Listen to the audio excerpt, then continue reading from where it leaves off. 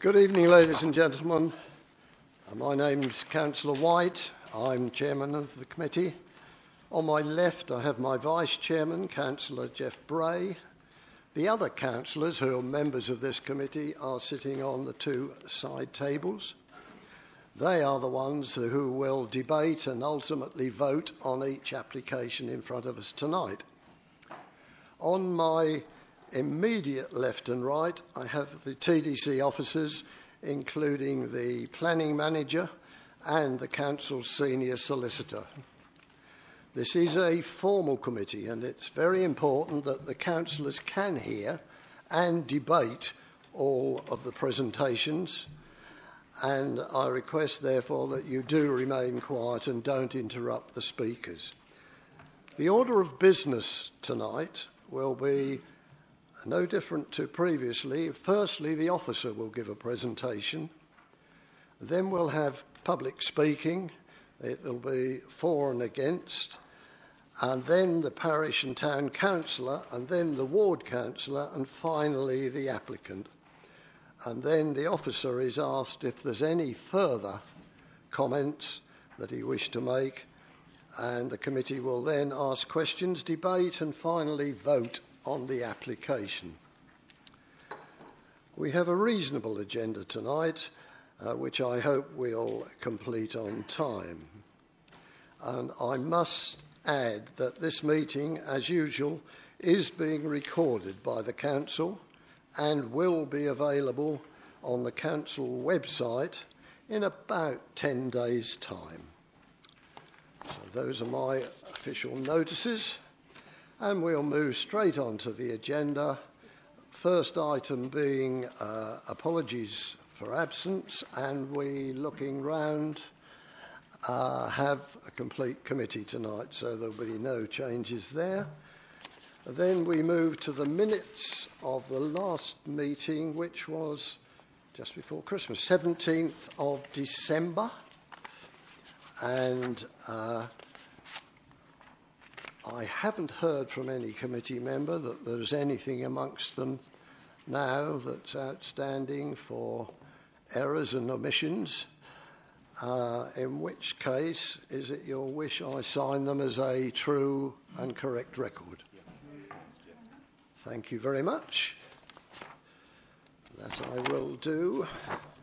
Now to the declarations of interest. Does anybody have disclosable pecuniary interest or personal interest, and what the nature of it will be?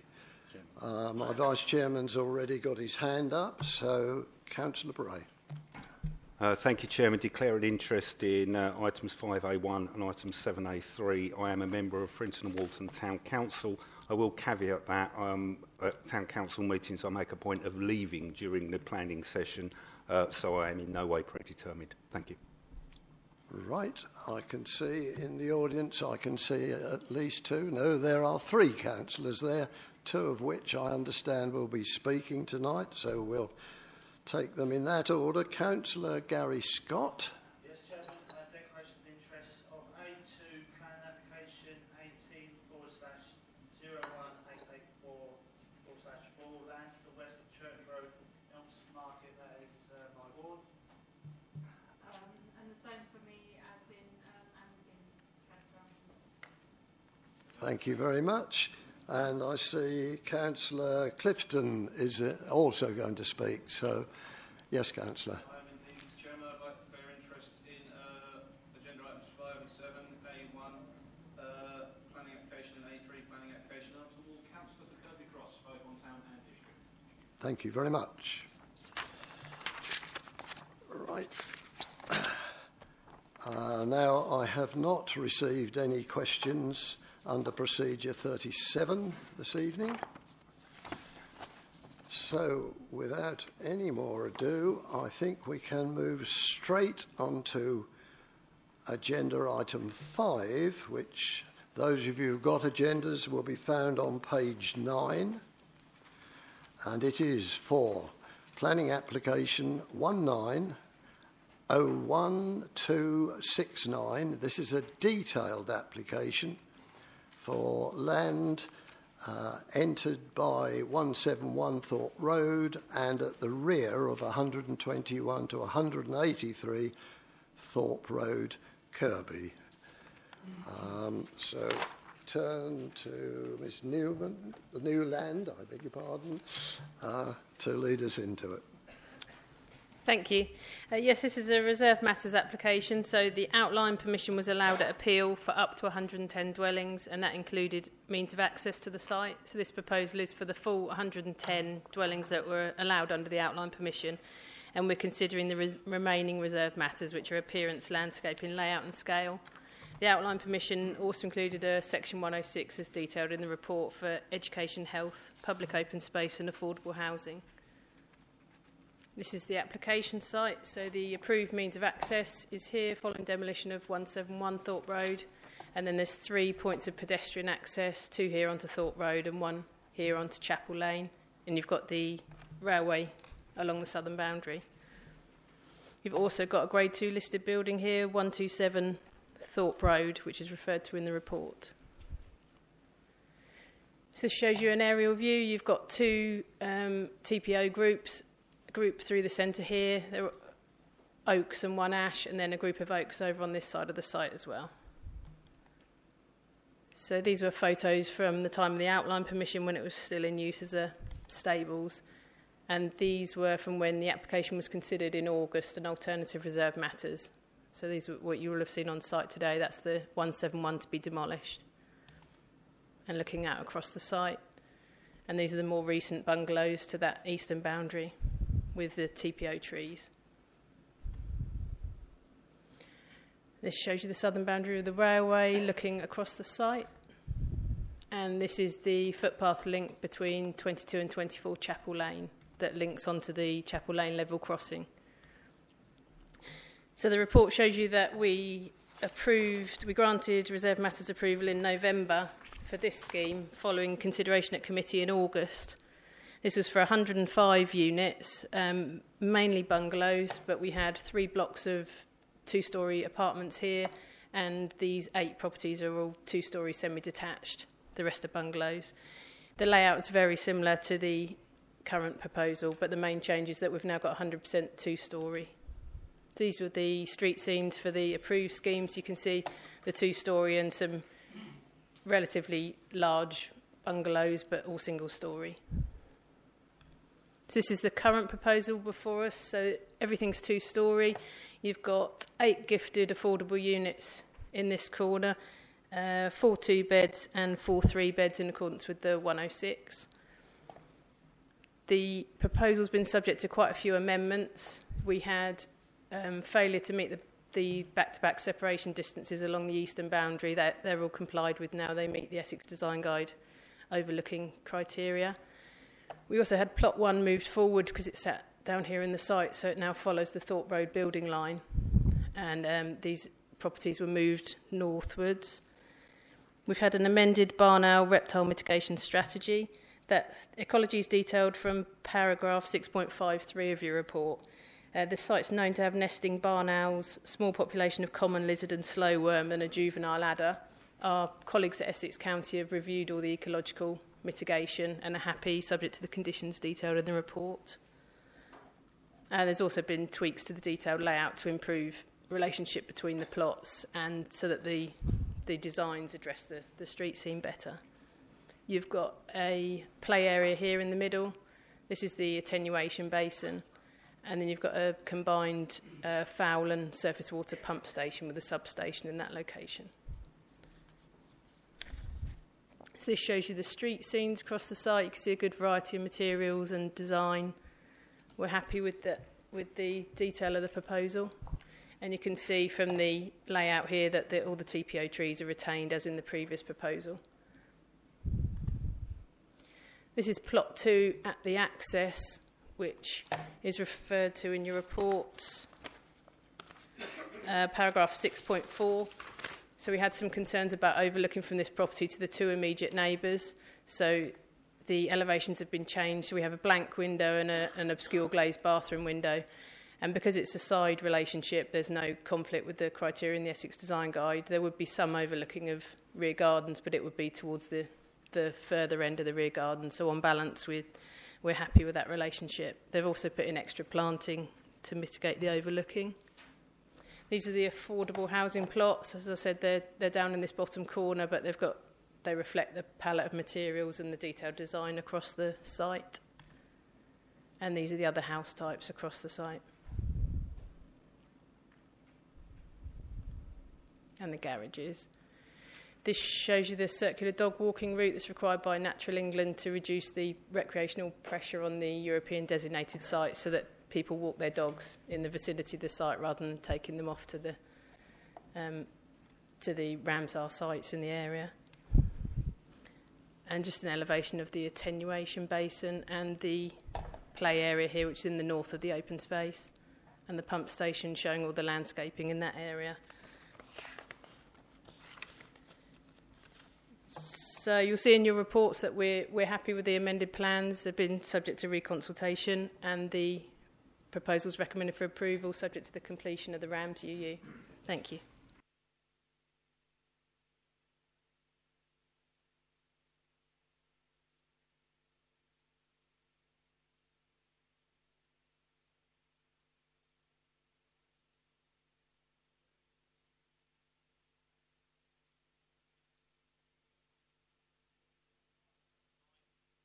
Sorry about that one. From Network Rail, which was received in this office a couple of days ago. They sent it to the Thanet district office in Kent, so they're really on the ball again. But it is on the green amendment sheet, if any of you have got it. They are, well, you'll be able to read that and see what it means. I think that might not be a bad idea, if you wouldn't mind, Alison. Yes. Yes, sorry, I apologise. I forgot to draw your attention to the update sheet. So you've got the objection from Network Rail there. They did object previously to the scheme that was approved in August on the same grounds. They say they object to the direct footpath link between the development and Chapel Lane, which is in this area, which did form part of the access approval under the outline. They're therefore asking for that to be amended to remove that direct link.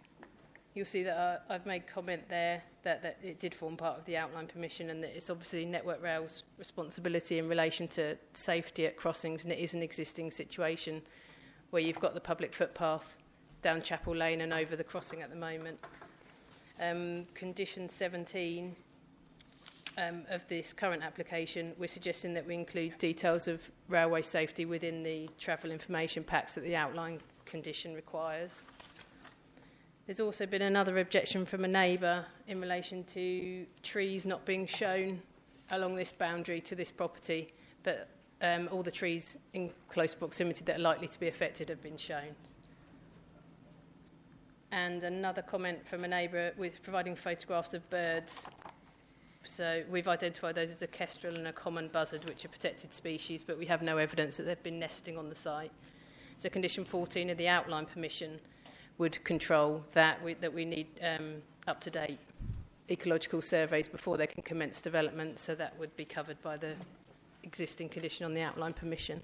Thank you. Thank you very much. Now then, speakers. The only speaker who has asked to speak on this is the applicant or agent, Mr. Caslin, if he is with us. Oh, right. He represents the applicant, according to my information, but he is not here. That's he's probably gone to Thanet, yes. Right. Well, in that case, we'll move. I haven't got any more speakers, so I'm going to go straight to the councillors in that case. Yes, Vice Chairman. Thank you, Chairman. I picked up straight away, I'm sure everybody did, on the late piece of information we had, which we've seen previously, the comments from Network Rail relating to the rail crossing, and I appreciate the officer's comment that the safety issue is a Network Rail issue rather than ours, but actually public safety is sort of our issue, and I'm really concerned about that.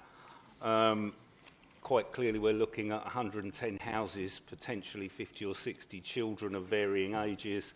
Now, I'm sure I would have played football across that railway line, and I'm quite sure I wouldn't have been alone. Not sure children have changed that much. That concerns me a lot.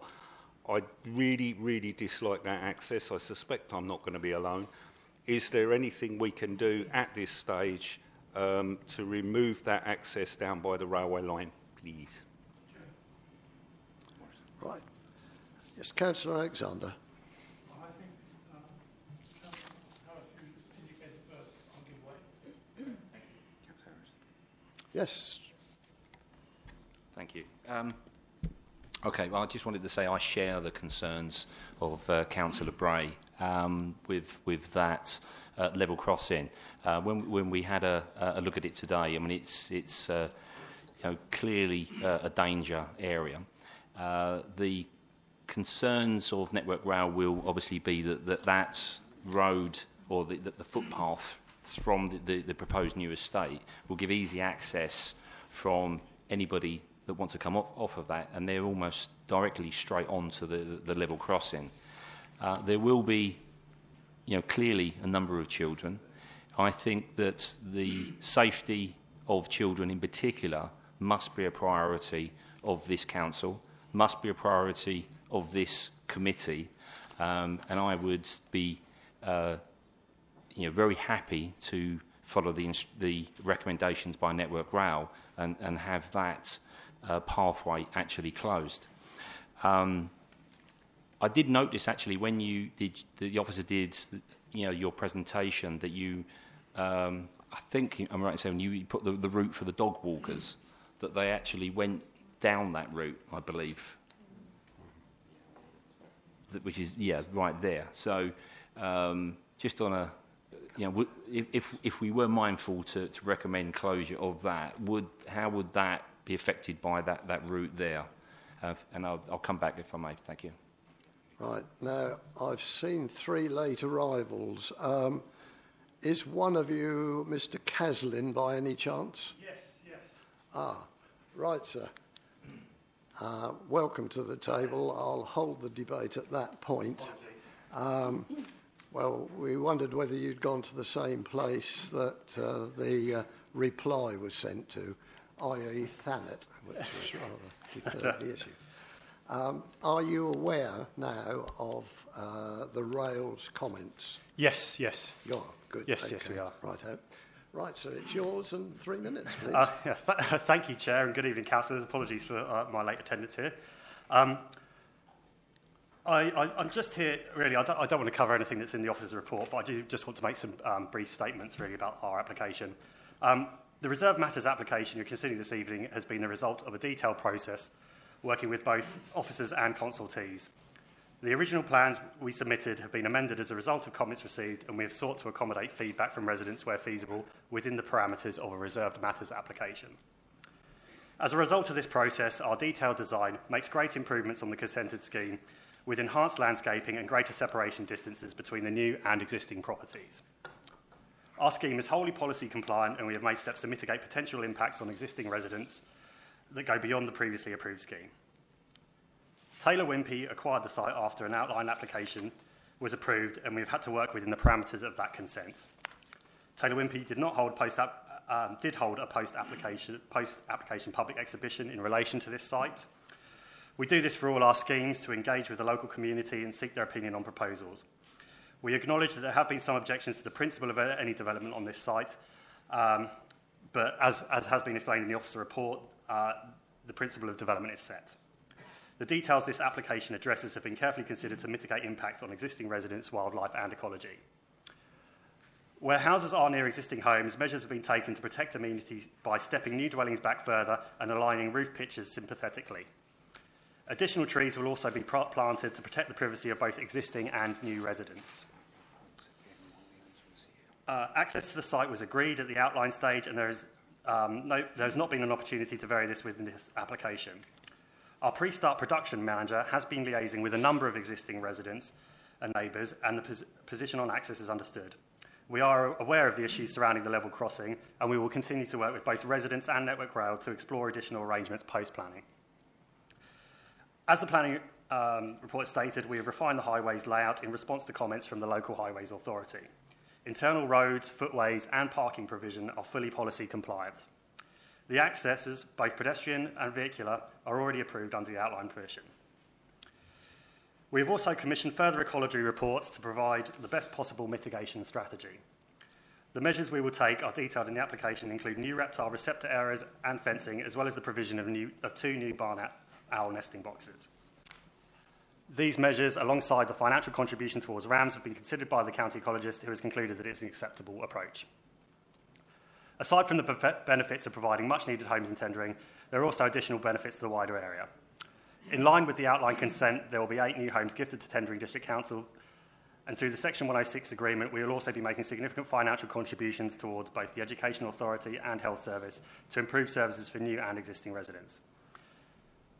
There will also be new open space and equipped children's play area.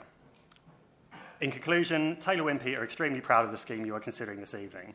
As a 5-star house builder, we have a proven track record of building quality homes using a local workforce, and our existing sites in tendering are testament to that. We have proven already a willingness to engage with the residents, and we will continue to do so as a considerate constructor. In this regard, I hope the committee are mindful to follow the officer's recommendation and approve the application this evening. Thank you again for your time, and apologies for getting a bit late, but I look forward to hearing the remainder of your debate. Right, thank you very much, sir. Can we rewind? Can we rewind and make our points now the agent's here? I think I've just been asked whether I would accept the start of our discussion so that the agents can hear what is worrying us. Yeah. And in that case, I'm just going to ask Councillor Bray if he'd just pinpoint his main points, and then I'll come. Thank you, Chairman. Yes, I think it's important that the agent hears the concern. And clearly the biggest concern raised and supported by another councillor who will probably speak in a moment is the Network Rail situation and the consideration of the crossing at the bottom, the foot crossing. The reason I'm raising that is a public safety issue. Potentially it's an accident waiting to happen. I think that's our largest concern, and the question I asked is if there is anything we can do to close that access off at this stage of the application. That was the question I asked before the agent arrived, so he's up to speed now. Right. Now, yes, Councillor. Okay, thank you.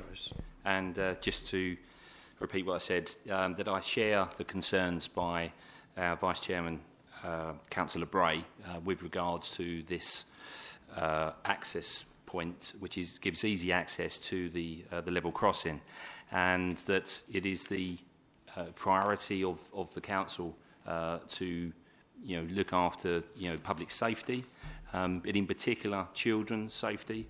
And it is also a priority of this committee to consider the safety implications with regards to that sort of area, the level crossing. And we have to listen to Network Rail. They are the experts. They've seen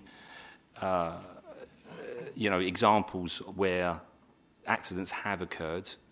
Fatalities have occurred on such crossings, and it was interesting to hear the developer say that Taylor Wimpey are extremely proud of this development, and from the outset you look at it, you think, well, yes, it looks, there's parts of it look really, really good. 5-star, I think he said, but I don't think that that accident waiting to happen, as Councillor Bray said, can be of, they will be extremely proud of that should there be an accident or something go wrong there. So, I share the concerns. I think that, my question would be a repeat of Councillor Bray's question, really. Is there anything that we can do at this stage to follow the recommendations by Network Rail and to close that access point off? And just I have a supplementary question as well, which was the note from your earlier presentation that that was also a dog route, walking route, and can that be rerouted? Thank you.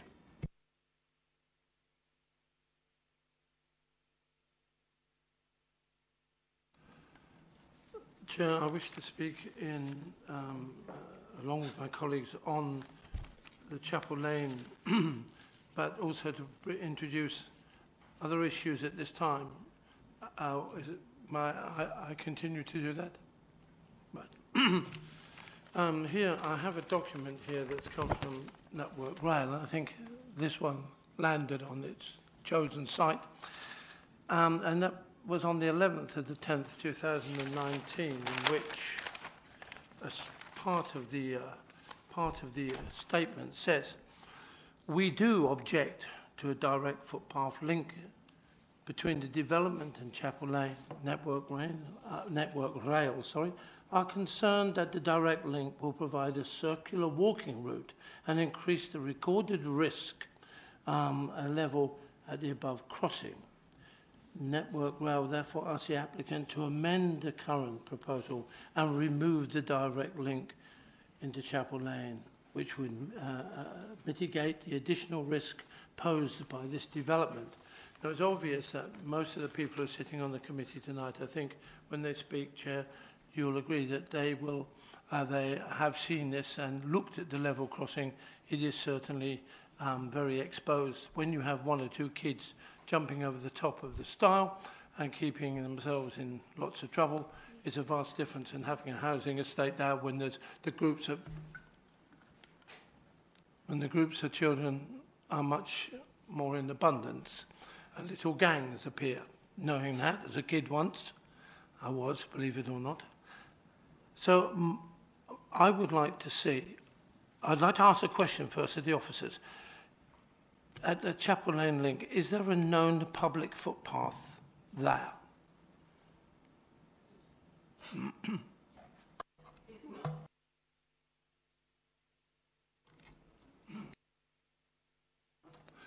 So then, Chair, there's no logical reason why, at our request, the developer may seriously consider the removal of that obstacle, which appears to be a problem to most of the people on the committee, as I say.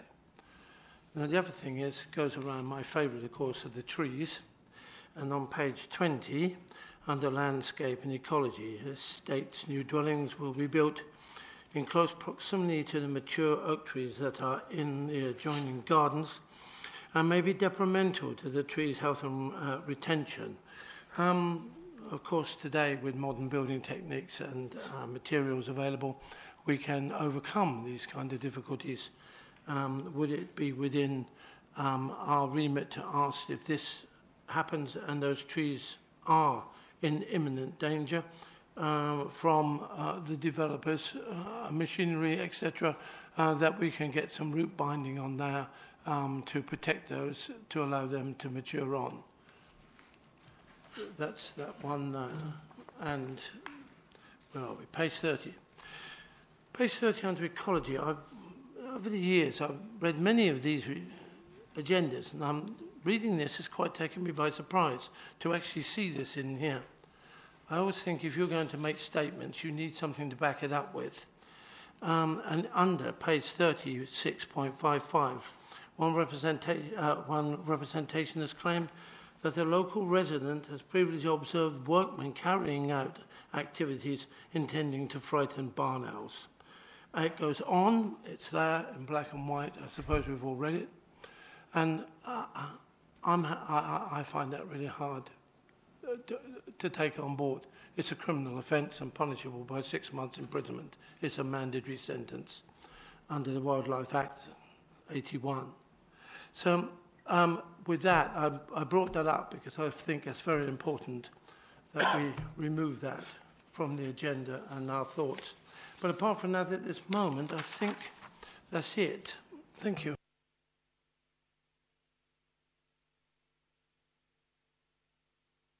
I just want to go back to this this sort of footpath here. Apart from the dog walkers, the question is there any particular benefit to the people that are going to live on this estate to have that footpath? I mean, it's not an emergency access or anything like that. What would be the detrimental side if it was indeed closed? And also, I just want to. What was also pleasing as well is that the The applicant also said that this design of this estate was done and with the impact on existing residents in mind, and that they would continue to work with residents. Well, I think that a number of residents will share our concerns with regards to this report, should it be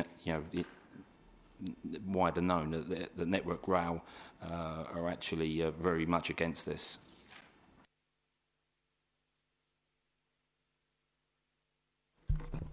Thank you, Chairman. While we're doing everything in the offices trying to keep track of what it is we're asking, I might as well throw one more in, which is the previous application was, of course, for bungalows, and we've now moved to two-storey. And I appreciate they have been moved inward. However, there does seem to be some overlooking issues, particularly on what I'm looking at as the right-hand side of the site where I'm looking out onto Chapel Road. I wonder if you could comment on that and if it is or is not a problem. Thank you. Chairman, can I make a comment about the footpath issue? Yes. I'm going to suggest a way forward here. Obviously, as members are aware, that it was approved under outline permission as a footpath in that location, so we can't ignore that, or the fact that under the more recent Reserve Matters application, it was also approved as a footpath. So I've been trying to think of ways around this in technical terms as to how we can deal with this and do what members are looking for here. And I think from what the applicant has suggested tonight, he wouldn't be adverse to seeing that footpath or that option blocked up, shall we say. What I'm going to suggest, therefore, is that we ask the applicant for a slight revision to the layout at that particular point, identifying a permanent blockage of that footpath and a rerouting, if you like, of the footpath. At the moment, there's a public footpath leading into where the new access will be. So a revision to that, showing that being removed, and probably then a permanent fencing shown in place of that, showing that the footpath could not then be accessed. And a note on the drawing saying that it should be permanently stopped up and retained in that manner. If that could be supplied to us, and members are happy that it could be given as delegated authority to the head of planning to approve that, then rather than bring the application back to committee again, we could do it in that manner. I think we could do that if members are happy with that suggested way forward. That is certainly an option. I mean, you've normally got two options, either to refuse or to defer. Now, as I understand it, you've got a third option now, that provided the application came from the applicants to say they will block that exit off.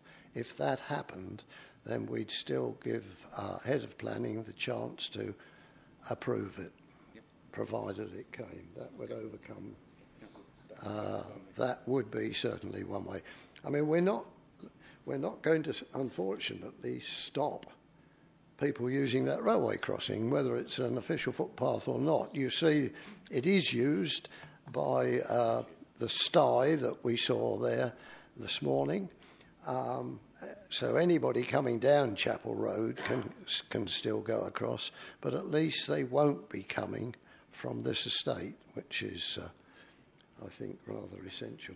Now, Councillor Alexander introduced a further point of interest, but certainly if you do finally go for the suggestion, then that would be acceptable in planning terms. So, now, Councillor Alexander, it was the wildlife business that you were talking about, wasn't it? The barn owls, and we didn't see the barn this morning, but then we didn't go on to physically on the site. We couldn't get through from one side. We couldn't see whether the barn is still there.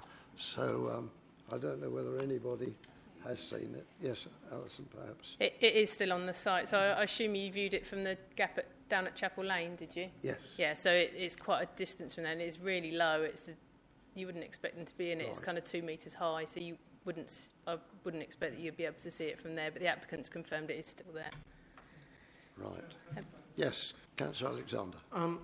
I think this can all be sewn up quite quickly, really, because I do believe that everyone is trying to work for the benefit of everything, and to bring this to a swift conclusion so that it's moving forward and get the things started to build. On page 31, 6.61, future monitoring of each barn owl box undertaken by the EWT or a suitable qualified licensed barn owl ecologist will also be required. Has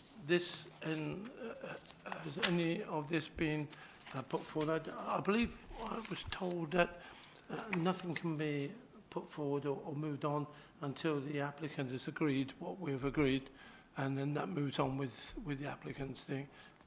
So could you explain to us, will there be a suitable person? Will there be an owl ecologist to ensure that the owls are settling in, or indeed they've all gone away? Yes, that's right. So if you have a look at recommended condition 2, that refers to an appointment of an appropriately competent person. So they have to hold a Natural England barn owl licence. So it's all tied up in the mitigation note. Can I just come back on the point of access here onto Chapel Lane? So there's a recommended condition 16 in your committee report which relates to that, and that's made available and retained thereafter. So if members do want that to be stopped up, we'll need to delete condition 16 from the recommendation. The Councillor Harris mentioned the circular walking route, which at the moment comes out here, and let me show you the plan.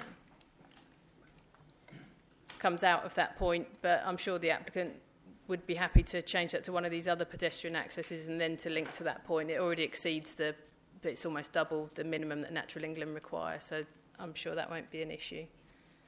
And there's no conflict with any conditions on the outline permission to then block this access. They wouldn't have any enforcement issues with that outline. And there's no emergency access. It was just going to be a pedestrian access onto Chapel Lane. Councillor Harris. Thank you for that. I want to raise another point, just a question. We've mentioned, or you mentioned the number of affordable houses that are going to be built. Can I ask, are there any differences at all between the affordable houses and the other similar houses or the same houses on the estate? Thank you. So this shows you the affordable houses. There's 4 3-beds and 4 2-beds, which our affordable housing team are happy with, and they're down in this corner of the site. You can see they've got a mix of materials, and they generally reflect the design and scale of the market housing across the site, so we didn't have any concerns with their detailed design. Yeah, come back on. Okay. What I was particularly looking for was, well, the question is, do they have garages? And if they don't, are there any other houses on the estate that also don't have garages? They don't have garages, but very, very few properties do. Plot 1 does. Sorry, it's difficult to tell at this scale. There's garage here. There's garages there, but the vast majority don't have garages. There's more single garages here. And double garage block here, but the majority don't have garages. Right, so the houses similar that don't have garages, but there's many that don't then? I would say so. Yeah, they all comply with the parking standards. They've either got 2 off-street spaces or they've got spaces within a garage. And there's a mixture. These wouldn't appear out of character, especially along this southern boundary. I don't think there's any along there that have got garages. No, none of these along the back onto the railway line have got garages. Okay, the reason why I raise this point, I mean, I'm glad to hear that, but we have seen developments come before us before where the affordable houses are the only ones that don't have garages. And, there is a section in the emerging local plan, which is LP5, which says that there should be no notable difference in appearance or quality between the dwellings to be sold on the open market and those acquired and managed by the council or its nominated partner. then I would say, a garage sort of falls into that. But as you've clarified that there are many that don't, then that satisfies me. Thank you. Right. Further points? Yes, Councillor. Yeah, thanks, Chairman. While we're talking garages, page 37, paragraph 11, where we say there's certain plots where they're saying that the garage should only be used for parking vehicles or domestic storage and not used for living accommodation. I think, that we shouldn't really be telling prospective buyers what they can use their garages for. I don't know quite what the specific reason is, and I can't really see that condition will do a lot of good at the end of the day. I just think that condition should be deleted, to be honest, unless obviously the planners have... 30 seconds, sorry. Yeah. I was trying to find it.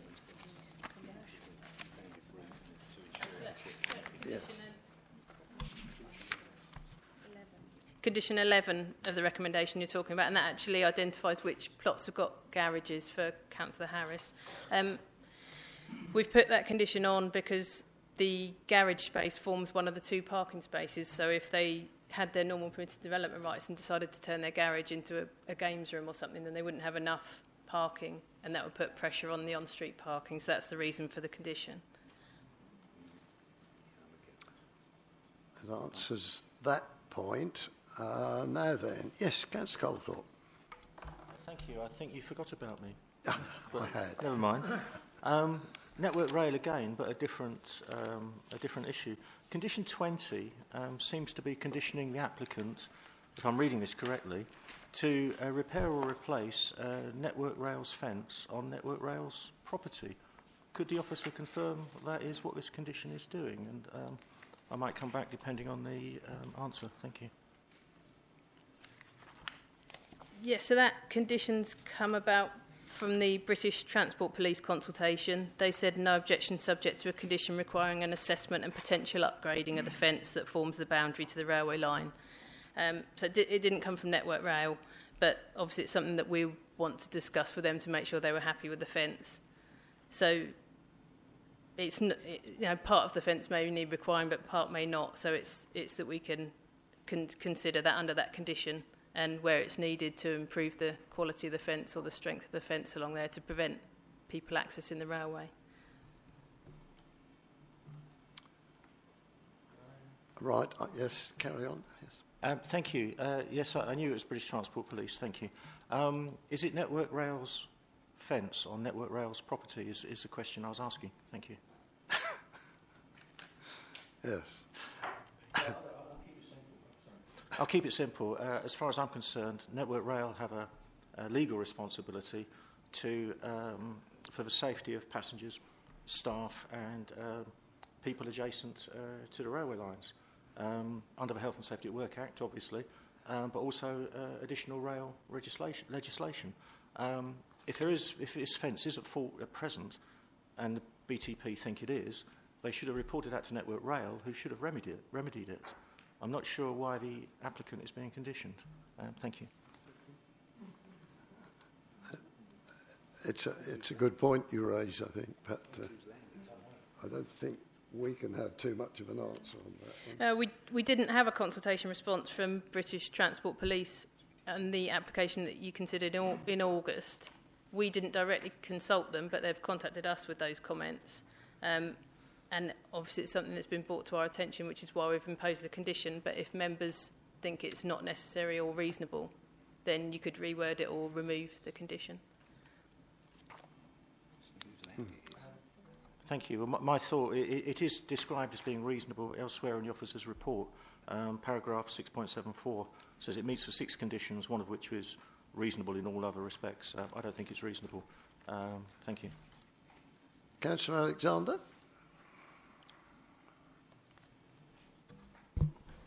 Just a quick one, going back to page 37, 11, and those garages.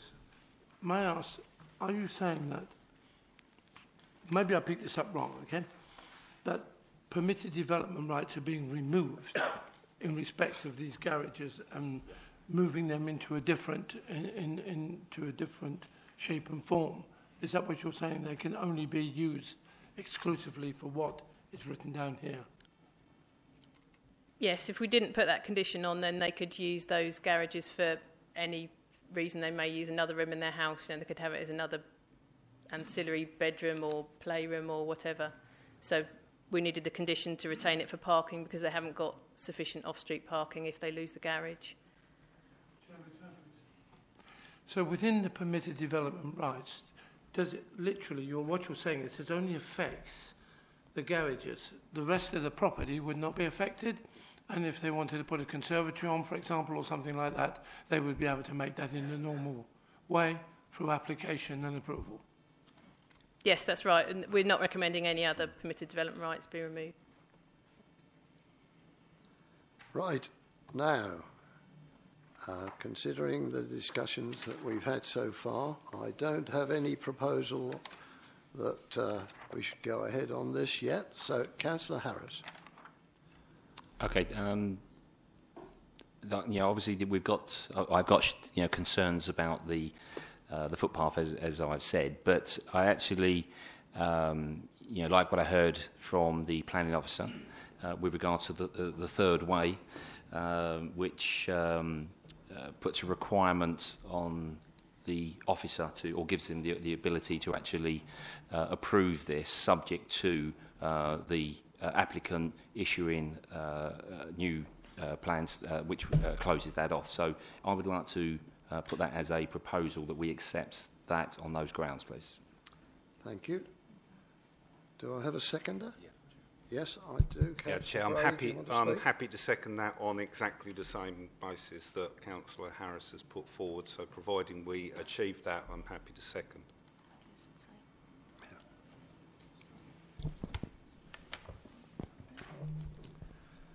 Right. Solicitor, just...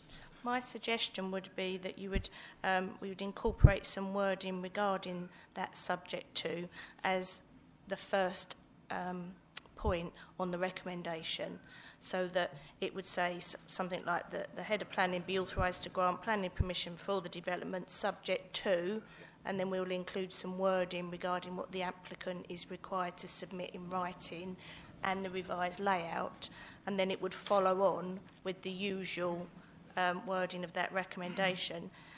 So B would become C, and that would then say, save for condition 16, which would be deleted. Yeah. Yeah, Councillor Harris. And also, can it stipulate that that's blocked before any houses are built or inhabited? Yeah, exactly. Yes, that would be. Yeah, we can put that in the I think we could. Yeah, we could do that. Yes. I'm happy with that. Right. Proposer and seconder are happy with those words. That this wall, or whatever the means is of blocking it, would be in place before any of the properties were occupied. Right? So you know what you're talking about, as the solicitor's just read out, and the second B will read, as stated in section 8.2, pages 31 to 40, less condition number 16. So you know what you're voting for. Those in favour, please show. And if I put my 2p in, that becomes unanimous. So that is now approved, subject to getting the necessary clarifications from the applicant. Thank you very much.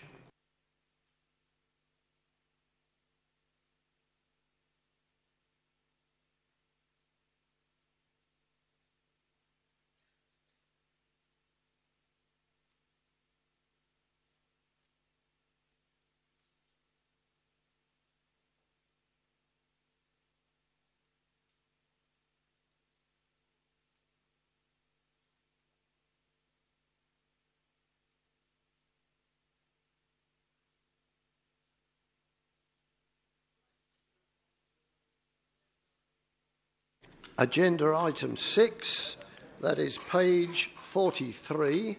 This is a planning application for land to the west of Church Road, Elmstead.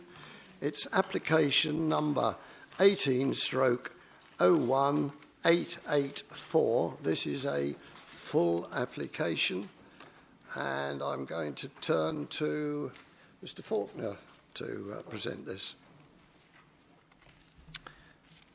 Good evening. Thank you, Chairman. The application before you tonight is a scheme for 41 dwellings on land to the west of Church Road in Elmstead. It's a scheme for 41, of which 8 of those will be affordable units, and as part of the scheme there will also be open space and an area for allotments, which will comprise 0.18 of a hectare.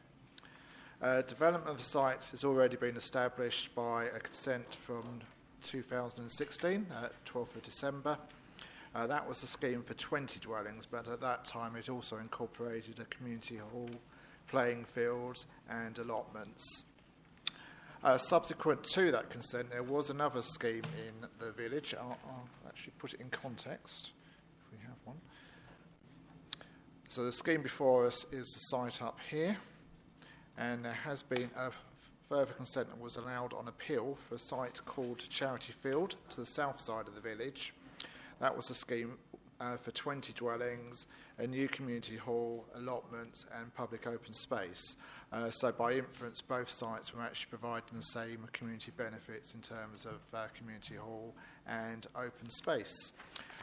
What the applicant did was start negotiation with the parish council to see where they would actually prefer community facilities to be provided in Elmstead market.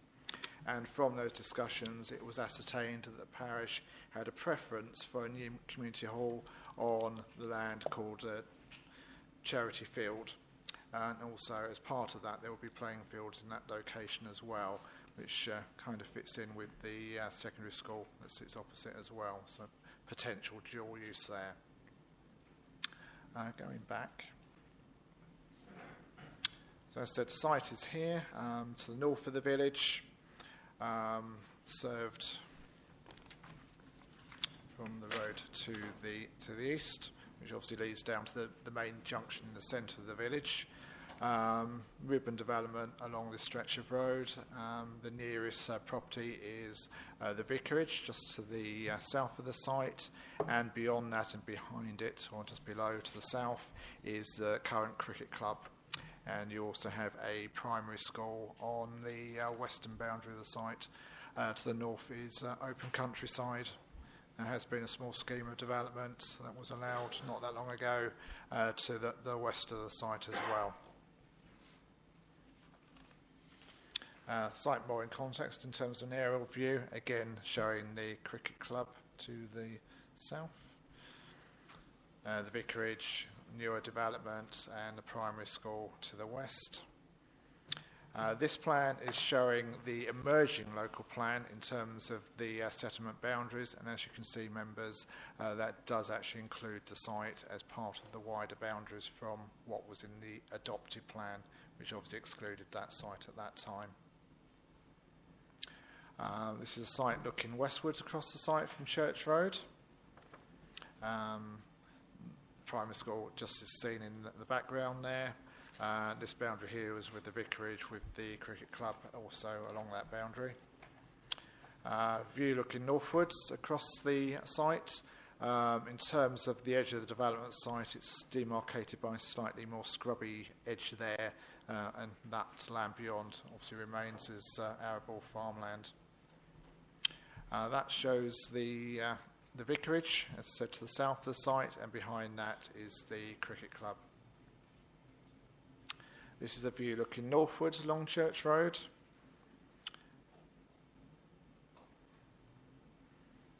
This is then a view looking southwards, and the site obviously being on the beyond the car there. And that's looking towards the western boundary of the site. This is the development scheme before us. As I said, it's a scheme for 41 dwellings. It comprises a mixture of 2-bedroom up to 4-bedroom dwellings. a mixture of detached, semi-detached dwellings, relatively low density for schemes these days at 13 dwellings per hectare, so still a pretty low density for the scheme. In terms of affordable provision, that's still to be agreed, but principally from what the applicant is telling us, it's 8 dwellings within the centre of the site and certainly pepper potted.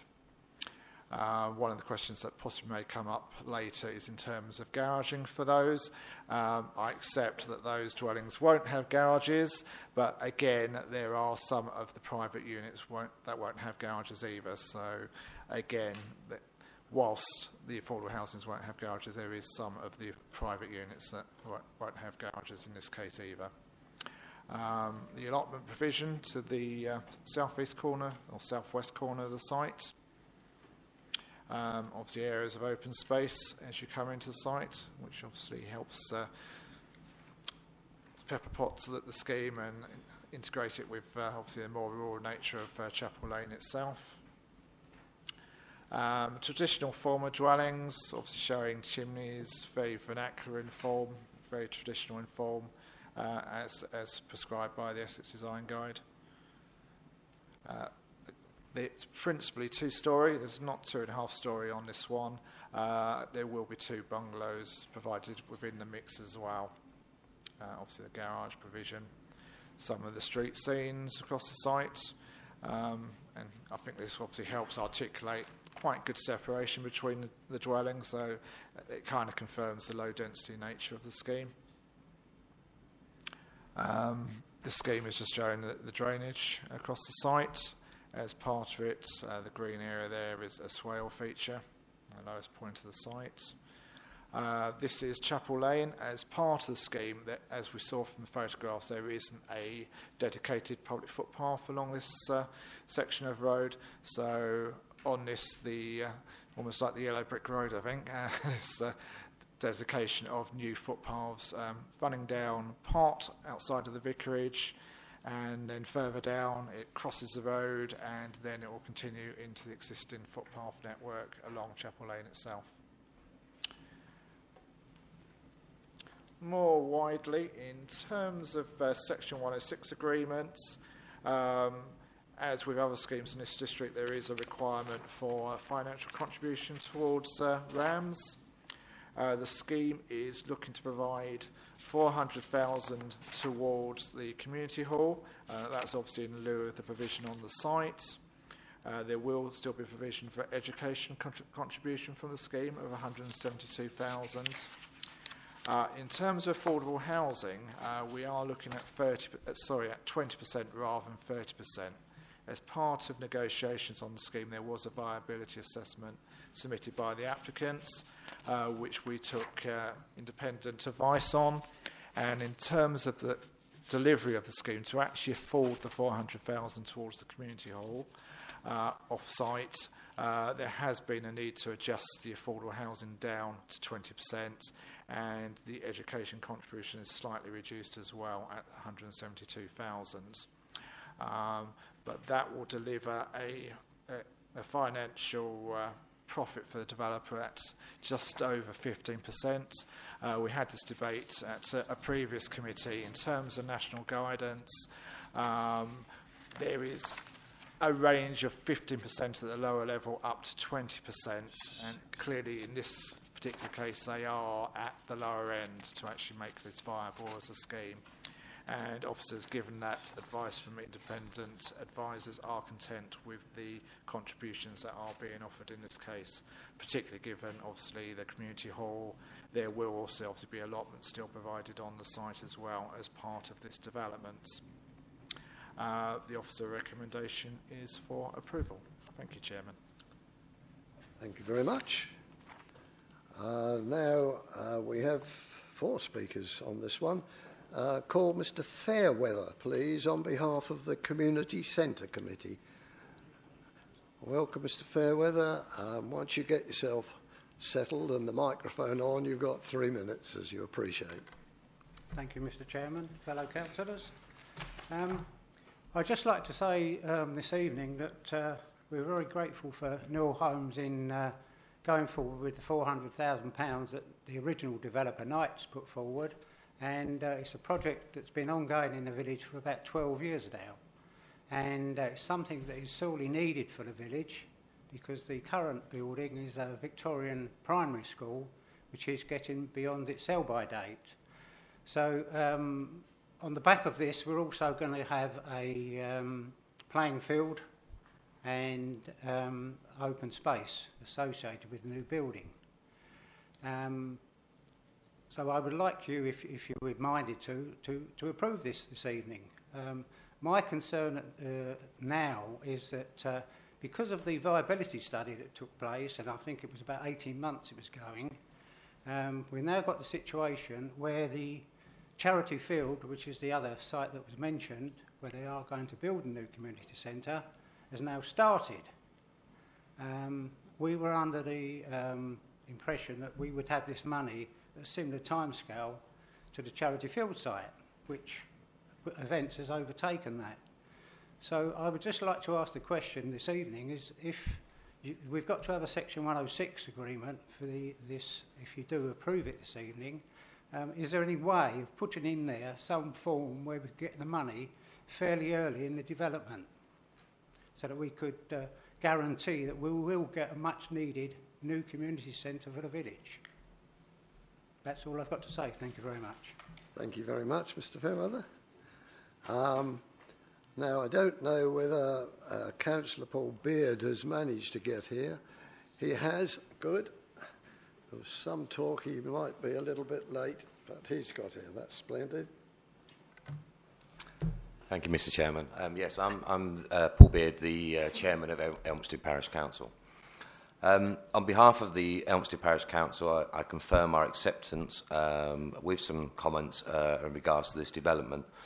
We're obviously in favour of item 1.4, which is the 400,000 contribution towards the community centre, and I think Ron Fairweather just explained probably better than me going over the same thing, but certainly it has been, I think I had 15 years down, but there's a lot of people within the village that have been working towards this. Sadly, some people still that are no longer with us, that it is something that we desperately need in regards to the village.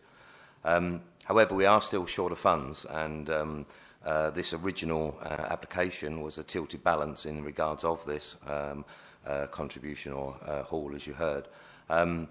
And on the note of still short of funds, really, that we would like to make some other comments in regards to the committee review the 172,307 to be exact educational contribution. It states within the document that our current primary school, which was on the map, is 208 places, which is currently full, and then there's 29 in the forecast, yet the school grounds or the school governors, have confirmed that the school is unable to grow. Because of this, this money will not, the contribution towards the primary school will not actually come to the people of Elmstead and any benefit for them. It also mentions, which with a wry smile in some regards, that the secondary education has requested £72,022 for school transport contributions. Something you may not be aware of, which was very topical at the time, was that Elmstead do not in fact receive free transport for their children, and all parents of Elmstead have to pay them. So not only do we get kicked in the teeth in some regards to have to pay for our children to go to school, now we've actually got to contribute towards somebody else's children going to school, which just doesn't seem right. So we request that the educational contribution is reviewed. On the first application, for the 20 houses that was mentioned, it was 36k. Now, I'm not brilliant on maths, but if you add 20 houses and you've got 41 now, it's kind of double, which will be 72,000. And as you heard, it's 172,000. And the open space, 100,000, has suddenly disappeared. Again, at the resemble of the people of Elmstead. So we request that we restore some of this money back to the people of Elmstead to help us still fund an over £1 million project that is on for the new community centre, by including some of that money back from there. My last request really is regarding the allotments. At the moment, I appreciate this could come later, but I'd like to highlight it now that it just says allotments, whereas when the figures were brought up a little while ago, which I've got a copy here, although we have educational amount fully put down, We've just got allotments, and that could mean, as it's in plural, maybe two. But originally in the document, again, another copy of the original document here, it mentioned a figure of 35,000 towards allotments. It also explained that we'd be parking. It would give a certain amount of which we're giving to the school, some of those for the educational side as well. So maybe a bit more tied up in regards to how the allotments, rather than just the word. Thank you for listening. Thank you very much. Now, the ward councillor, Councillor Gary Scott. Good evening, Chairman, councillors. I fully support what Mr. Ron Fairweather and Councillor Paul Beard have said. For me, I think the issue about education funds is important.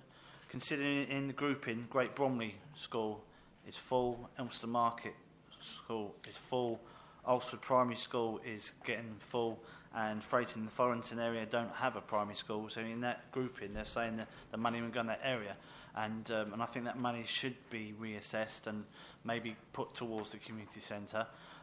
In the comments in the Elmstead Market Parish Council comments in this document, it mentions about 90,000 to 100,000 removed. I would like, if possible, to be reinstated and put to the community centre. And that's my only comments, Chairman. Thank you very much. And finally, Mr. Robert Pomeroy.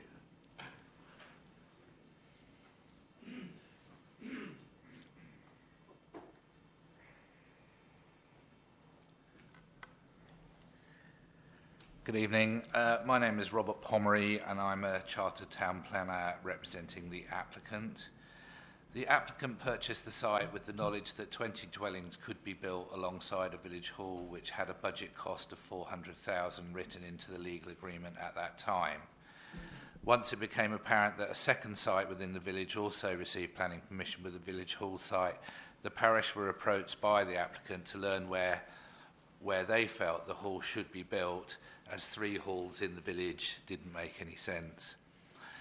It was also pointed out to the parish council that £400,000 spent on the Church Road site would only produce a very modest hall and not the kind of hall that was shown in the outline application by the previous applicant. With no hall to be built on the Church Road site, there was additional land available, and also with no hall to support it, there was no requirement for the sports pitch anymore. This allowed the applicant to increase the number of homes on the site to 41.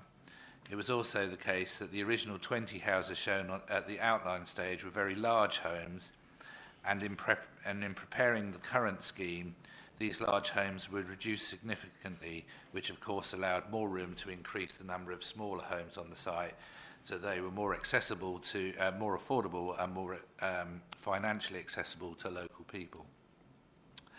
Whilst the scheme was increased in numbers, the allotments have been retained within the scheme, which is a new facility for Elmstead Market that it doesn't currently have. In addition to the footpath connection, it is also being retained within the scheme. There are funds for the highway improvements explained by the officers.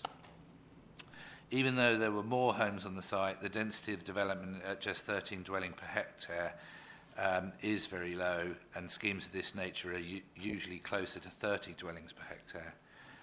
Instead of a 10% policy for public open space, the scheme makes a more generous provision of 16%. Therefore, the development is generous in its layout and cannot reasonably be described as overdevelopment. The developer has honoured the commitment in paying the £400,000 for the new village hall. Unfortunately, the viability of things is that money can't be paid on day one or prior to commencing of the scheme. There is a need for for developers to receive income from sales before they can start paying out that sort of figure.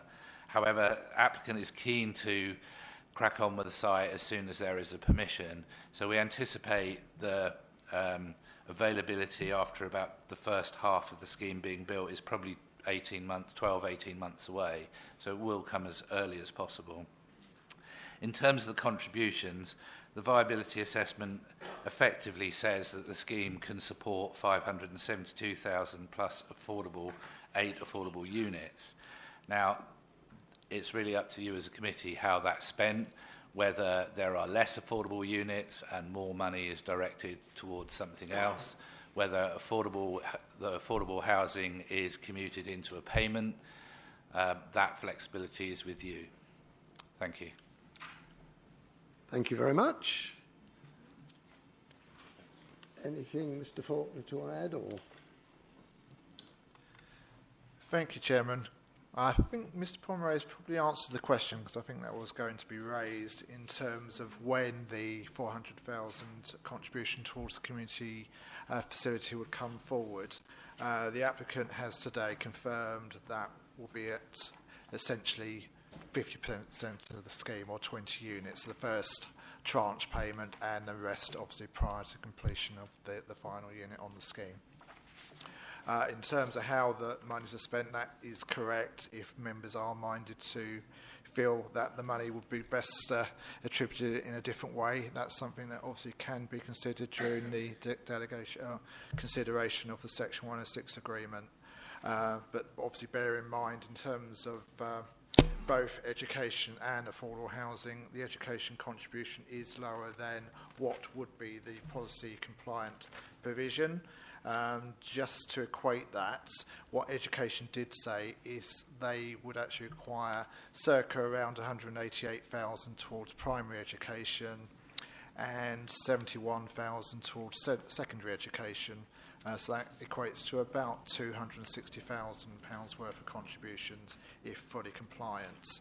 And obviously what is being offered here today is around 157,000, so it's obviously less than what would be required. And similarly, obviously with affordable housing, we are talking of a scheme for 20% rather than the full 30%. And that is essentially what the scheme can afford. We've taken independent advice, and at a profit of just over 15%, which is at the lower end of national guidance, to bring the scheme forward.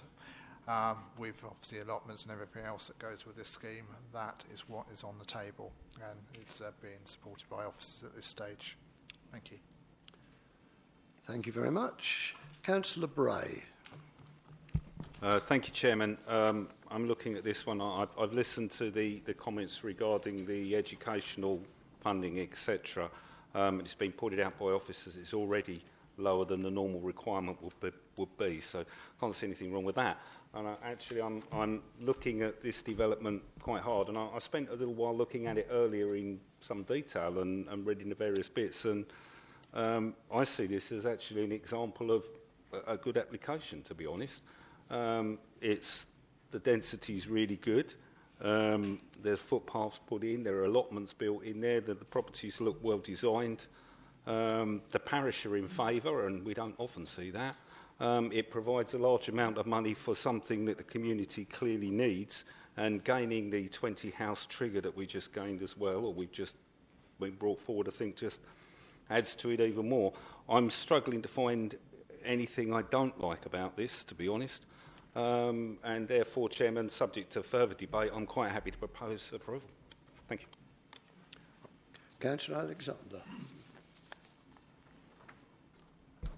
Yeah, I must concur with Councillor Bray.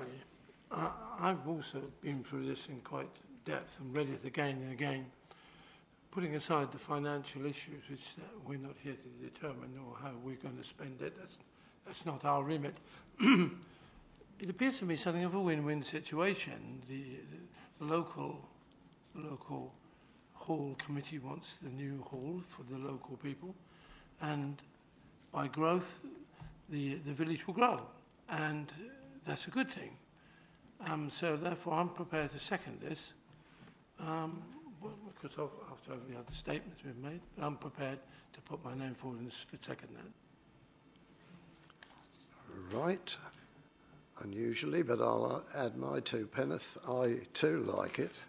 When one thinks of other estates in Elmstead where the children have got to walk about 1.5 miles to get to the primary school. Here, they've got ones just by going through a small gap straight to the primary school. And I think that can be nothing but a good example to try and get. So, other councillors? Yes, Councillor McWilliams. I would just like to add to what my colleagues have already said. I really do think this is interesting, considering what we do look at in the past. This is giving us everything that we actually really would like to see in future. I mean, the allotments are so important, and from the Sport England point of view, with trying to encourage people with exercise in other ways, that's doing it. Also, there's plenty of walking there, adequate access to the school without any problem with traffic and what have you. No, I have to agree, it really is a very good plan. Thank you.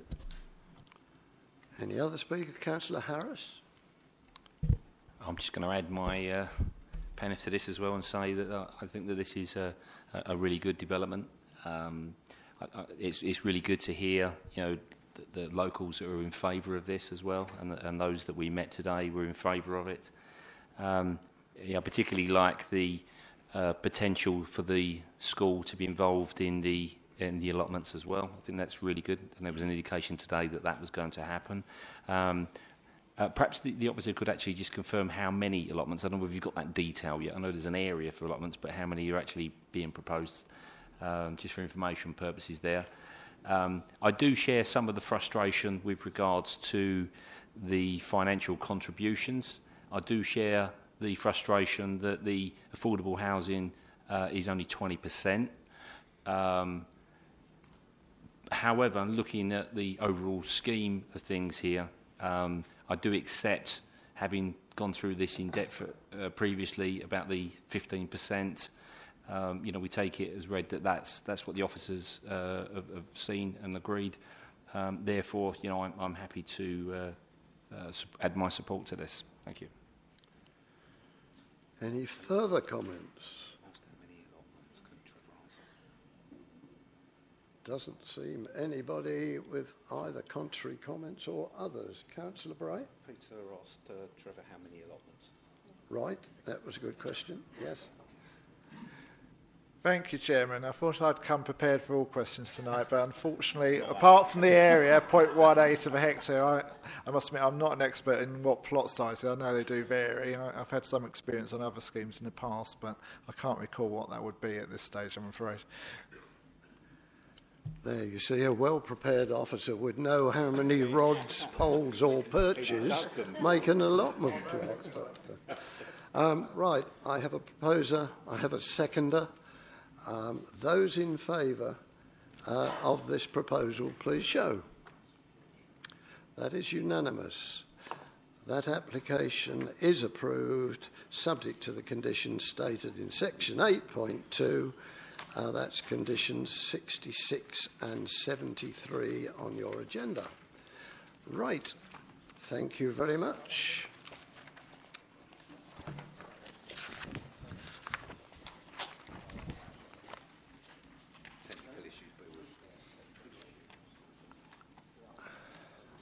And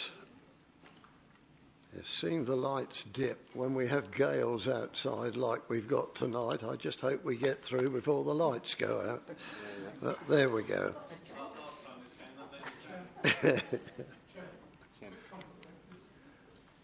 Yeah, very quick one. I'd like to be sure that we do finish nice and early while we've still got lights. And the Morris doesn't start tracked. Yeah. You've got your torch.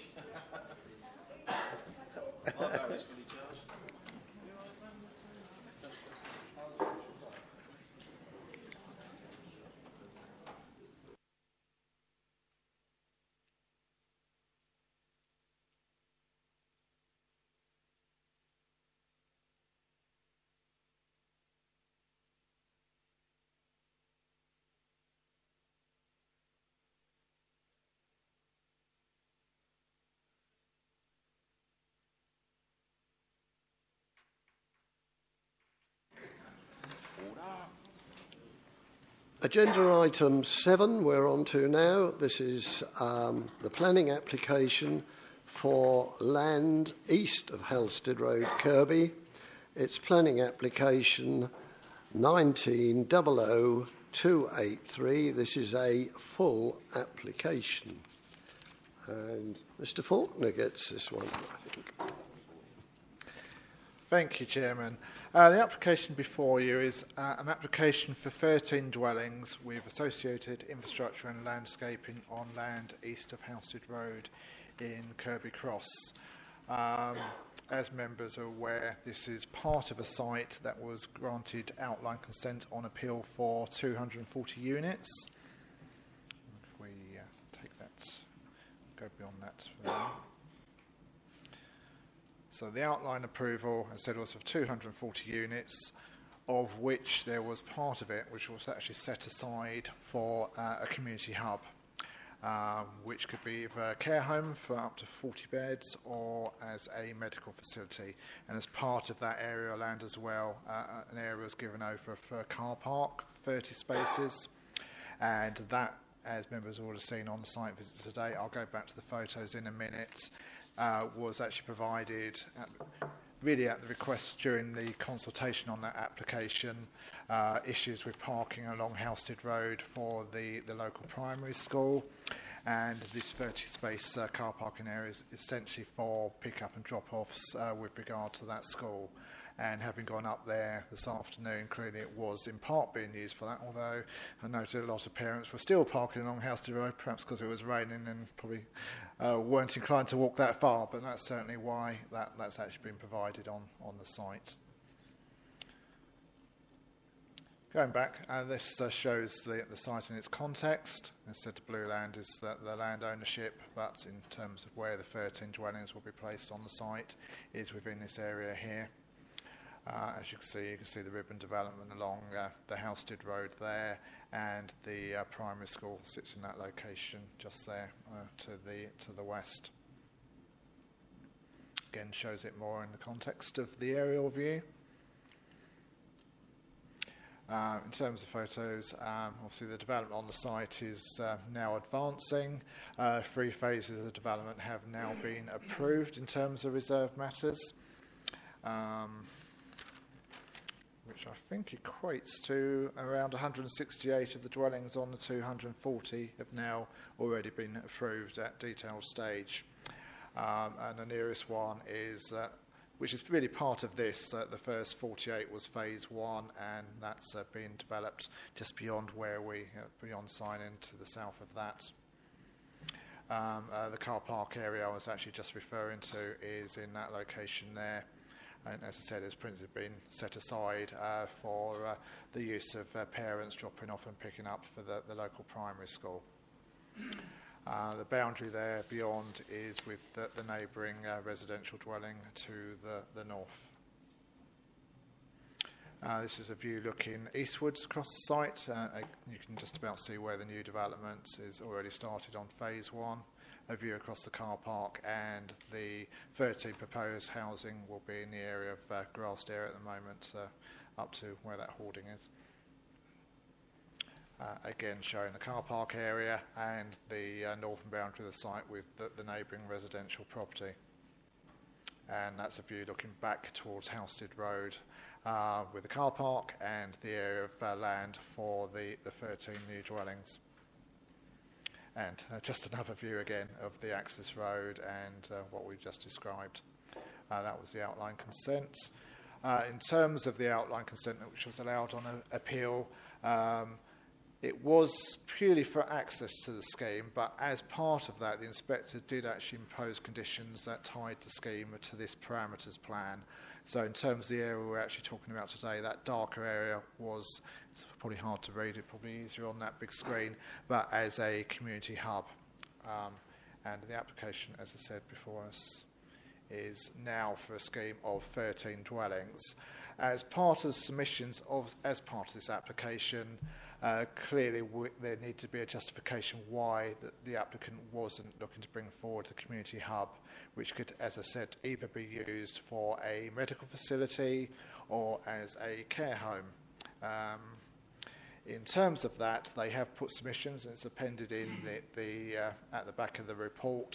The applicant has provided evidence that they have approached providers for a care home and no interest for that use has come forward. And in terms of a medical facility on the site, there has been a direct approach to NHS England, who have actually come back because of their general philosophy to actually look at more of these super hubs rather than satellite surgeries, are very much of the view in this case they wouldn't support a surgery on the site, and there is a preference for the financial contribution towards healthcare. And just to assist members on that, that equates to just under 94,000 of contributions from the outline consent. So as they are not now looking to provide it on site, they will need to provide that contribution for off-site improvements elsewhere. The scheme before us, as said, is a scheme for 13 dwellings, of which 4 of those will be affordable units. The 4 affordable units are plots number 1 and... I've actually got that wrong. It's actually plots 5, I think it's 5 and 6, and also the 2 at the back end of the site here. It's principally a mixture of 2 and 3 bed dwellings across the site, essentially either terrace or semi-detached, and as I said, they are all 2 and 3 bedroom. In terms of amenity standards, all dwellings are fully compliant in terms of garden sizes, and in terms of car parking, it fully complies with our standards in terms of provision.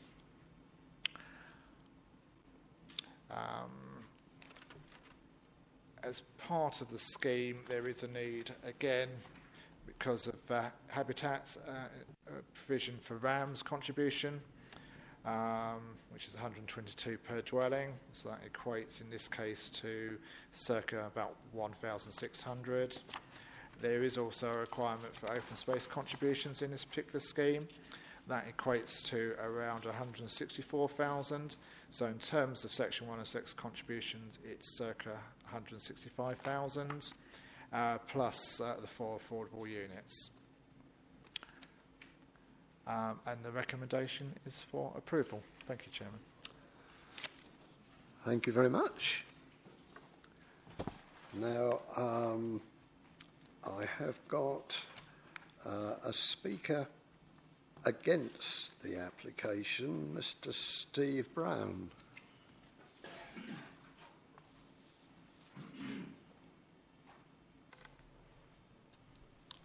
Good evening, Chairman. Good evening, councillors.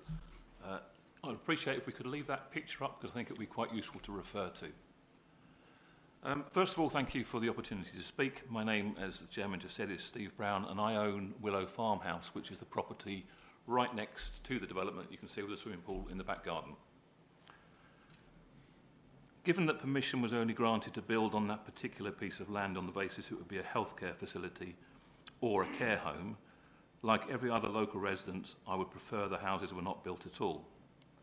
There is actually a statement in the recommendation that says 8.2 says, and as established through the granting of outline application 15.01234 OUT at appeal, the principle of residential development on this site is acceptable. Well, the principle of, as I see it, there was a principle of development on the other part of the land.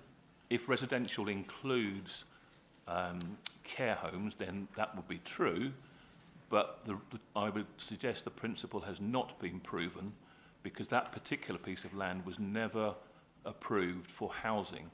It was only ever going to be a healthcare facility or a care home. So I would suggest that the statement under 8.2 is actually incorrect, unless we use the term residential in its most generic term to include old people who might be there in a care home.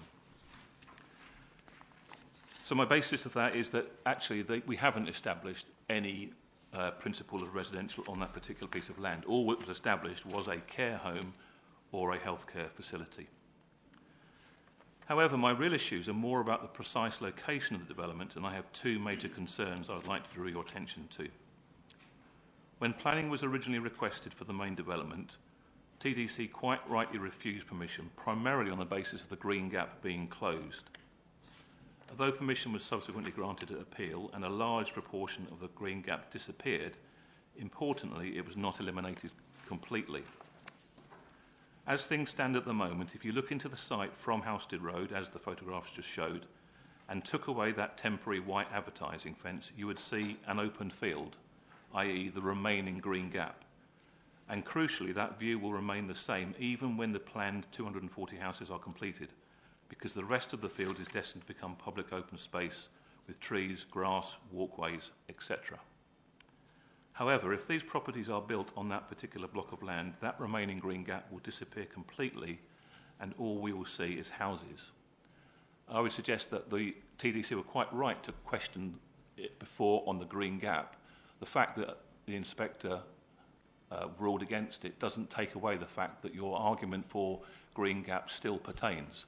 The argument doesn't disappear because we lost an appeal on it. The second issue is just as significant, even though it's more personal. Paragraph 6.31 of the report states, the closest residential property, Willow Farm, is a considerable distance from the proposed development, and it is unlikely to suffer loss of light, privacy, or residential amenity as a result. I would suggest that statement is completely wrong. I would suggest that rather it being, and I quote, unlikely that Willow Farm will suffer loss of privacy or residential amenity, as the planning report states, the reality is that Willow Farmhouse will suffer a major loss of privacy and residential amenity. Though I've raised those two issues, the good news is that with little effort, both of them can be vastly reduced, and Lindens still get to build their houses if TDC deem that appropriate. As things stand right now, the proposal is to build 4 houses on the grassed area adjacent to the car park, as you can see. The area behind the development will be entirely public open space with no housing of any type. However, there is no good reason why things cannot be swapped around, with the current grassed area becoming public open space with trees, etc., and the 13 houses being moved further into the field away from Halstead Road. That would not change either the size of the development nor the total amount of public space. It would simply be a question of minor realignment. And what I'm suggesting is the whole thing moves into the field, and those first 4 houses, which is where the grass is now, becomes public open space. That small change would go a long way to removing the 2 major issues mentioned, and in addition be positive for all parties. The local public would benefit from a greatly enhanced view. Lindens would improve their somewhat strained relationship with local residents. Can you wind up, Mr. Brown, okay. please? If that change was made, rather than looking at houses from Halstead Road, you'd see a green area.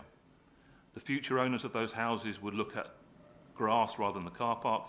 Lindens would probably be able to sell the houses for more money. I would therefore ask the planning committee to review permission, or at the very least, that discussions take place about moving the development further into the field. It will make no difference to Lindens, other than a positive one, but will vastly enhance the local view by maintaining the green gap and also retain the privacy of Willow Farm occupants. Mr. Brown, you've far exceeded your 3 minutes. In fact, nearly doubled it. Right. OK, you've heard Mr. Brown's thoughts. Now, there's nobody from the Town Council, but Mr. Paul Clifton, who's the Ward Councillor. Mr. Councillor Clifton. Thank you, Mr. Chairman. Happy New Year to you all, officers and councillors included. Yes, I'm Councillor Paul Clifton of the Ward of Kirby Cross. It's nice to see you all again. I've sat over there a couple of times and I understand the stresses you guys are under. Yes, this is an interesting bit of development. I will be asking you to refuse this tonight, and I will list as follows. It's rather. I've taken this. It's a bit rather surprising. This really. When the 240 houses were given permission, obviously everyone in Kirby Cross was very disappointed that this was granted on appeal. You've already looked at a development this evening of 110. On top of other developments going on in Kirby Cross, it generally knocks it up to about 500 dwellings we're having built within a sort of a 4 to 10 year period. There's an awful lot of building work going on in Kirby Cross. So as you can imagine, we were quite excited in Kirby Cross, residents myself alike, when we found out that this medical centre or something that would benefit the community would be going on this space, especially with the really recent activities at Caradoc Surgery. It has been recently taken over, it has improved, but to medical facilities in the area are under strain, as is admitted in that report. So when this application came forward, you can imagine the uproar between local residents that we were going to have something on this plot of land that would benefit the community, and now we're being greeted with something that will add strain to its already strained facilities, such as school places, medical facilities, etc. I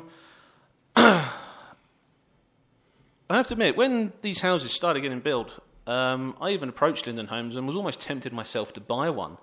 I was very impressed with the quality of the build and what they were building. They had character, they looked interesting, they were very well constructed.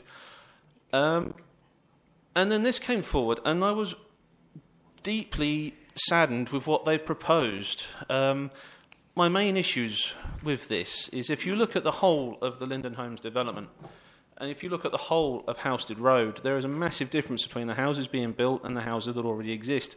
That is, A, the shape of the gardens, and B, the off-road parking. Every house, bar half a dozen, I think, of the 240 being built, has its own driveway, and the majority have their own garages. The majority of the houses in the immediate Halstead Road all have off-street parking, and the majority of them have garages. These houses they wish to build here, they've crowbarred in somehow. None of them have their own driveways, bar two. They're all off-street park. Their parking is ridiculous. Some people will have to walk a marathon to get to their front door from their car. In this modern day and age, something that Linden Homes take great pride in with the rest of their estate is that every house on that estate is accessible to people in wheelchairs or of difficult mobility. That's asking people to walk a very long distance if they are disabled. Again, back to the parking, you can see the car park, and we will come back to the aforementioned car park again in a bit. The parking spaces they want to put in there will be additional, I believe, to the parking spaces they've already set aside. But again, this is asking people to park their cars at home, but in a car park. As you can see, top left there, there's about 8 spaces. It's in a car park. Who would accept that for their own home? These people are buying these homes and they're being asked to park their cars in a car park. It's not acceptable to the future residents of Kirby Cross. I do not believe so. We have similar situations with this in nearby Peak Avenue. It's the most recent large-scale development. There is this sort of communal car parking going on the development in certain areas, and one of the issues I receive quite often is issues about parking. People have allocated parking spots. People will park in their allocated spots, but they will get annoyed when their neighbours also park in their parking spots, and therefore it starts a parking war. People start parking uncomfortably, too close, closing up gaps and stuff, and people who live there can't park anywhere. And this will be the exact same situation. I mean, the people who live the furthest into this development won't even be able to fully access it on foot safely because 2 of the footpaths are completely taken up with parking. It's a major issue for me. I've had issues with Taylor Wimpey before about parking with the development in Walton. So I feel incredibly let down by Lindens when what they are building is something quite incredible. The architects, I have to admit, I have to take my hat off him. It's quite nice what they're constructing. I can't imagine the architect could say the same for this because it's completely different and completely outkeeping with what already exists and what they are already building. So for that reason, I think it should be ignored. Also, last night I was in a scrutiny committee and we were talking an awful lot about the mental health of people living in certain housing. And some of the garden shapes here are, well, quite embarrassing. Who would want a garden that is in a very random shape like that? I mean, for example, the one first left, it's half a triangle. You lose a significant chunk of your garden. I don't think that's acceptable. I don't think residents should be buying houses that are that sort of shape because you can't do anything with half of your garden. I think that is about all I've got to say on the subject. How long have I got left? I don't know. I've not been timing myself. No, you've gone over. I've gone over, have I? I do waffle. I do apologise. I think I've made my points. It's not very nice. It's not as nice as what they're building. It's carnage. If I can just quickly come on to the car parking issue, it was built by Lindens at the Town Council's request, at my request when they approached us in Town Council, to take pressure off of Halstead Road. This week I have received phone calls, and it does show in the photos you've taken, they've put two great big whacking signs up saying private parking only for site visitors and prospective sales guests. So they have removed that ability for the school rush hour to use it, adding to craziness on Halstead Road. Thank you, Councillor. I think that's it. Apart from being over the first time, you are now well over your permitted. I do apologise. Thank you very much, Chairman. All the best to you all. It's lovely to see you all again. Thank you. Right, Mr. Faulkner, do you have anything to add or challenge in your views? Thank you. Thank you, Chairman. In terms of the detail of the scheme, yes, it may vary from what else is on the site in certain regards, but in terms of its overall quantum, in terms of garden sizes, yes, there's some variety in shapes, but it is fully compliant with those standards. It's accepted, yes, parking is outside of plots, but again, that's not uncommon on new estate development.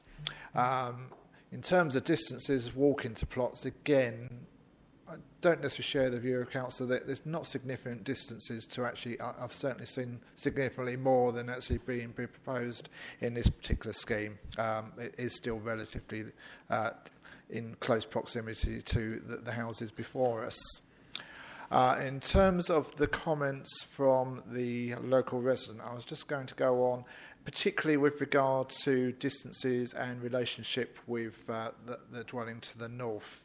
In terms of plot 1, I was just going to show members that particular plot. Which is the plan before you. So if you look at the Everley plot, it is that one there. And in terms of potential overlooking, well, at first floor level, it is actually a bathroom at the front of that particular plot. So the nearest window is further over. So in terms of when we go back to the layout plan, it's a relatively obscure angle, which is, we believe, not unacceptable. In terms of the side elevation, yes, there is a landing window, and if members are minded to support the application, like there isn't a condition actually proposed at the moment, but there clearly can be a condition imposed on this consent that is obscure glaze and fixed shuts. Clearly the bathroom will be that, but if members want to control that as well, we can obviously ask for that front elevation bathroom window to be obscure glazed as well. Going back to the layout, in terms of distances, yes, as I said, there is a potential view, but it obviously is at tangents with that. As I said, there's an obscure glazed window for bathroom at first floor level, so the nearest window is essentially where my arrow is now, and the next one is over there. And in terms of the plots at the back, the distance to the swimming pool is circa about 50 metres. Today, having gone up there again, certainly during the summer months, there's a pretty good screen along that particular boundary in terms of natural tree cover. If there is still a concern by members, when you look at this plan, the blue line boundary is beyond the red line boundary, so that is controlled by the applicant. So there is the ability, if members are still concerned by this relationship, that could be another condition imposed that seeks additional planting within that area. And that could also, if there's concerns about disturbance from the car park, clearly that could, at the moment, I think when you went up there, that's purely just grass, that area. Kept quite well, but again, if members are minded, we could obviously seek a landscape planting scheme within that area of the site as well. I can't really comment in terms of the use of car park. Certainly when I went up there this afternoon, the school was just coming out, and there were clearly still parents with children using that car park. I must admit I didn't see the signage, and clearly we can speak to the applicant about that, but clearly the intention of the car park as was said by Councillor Clifton, is very much to ease the pressure on Halstead Road in terms of particularly the school. And that was still noticeable today that if more parents were using this car park, and possibly that was because of the signage, there would be less pressure on Halstead Road, both during the morning and the afternoon drop-off and pick-up periods. I think that was essentially it. Thank you, Chairman. Thank you very much. Councillor Alexander, are you indicating or...? Thank you, Chair. Well, that was an interesting two speakers, I must say. I'd like to ask some questions, if I may, and get some clarity.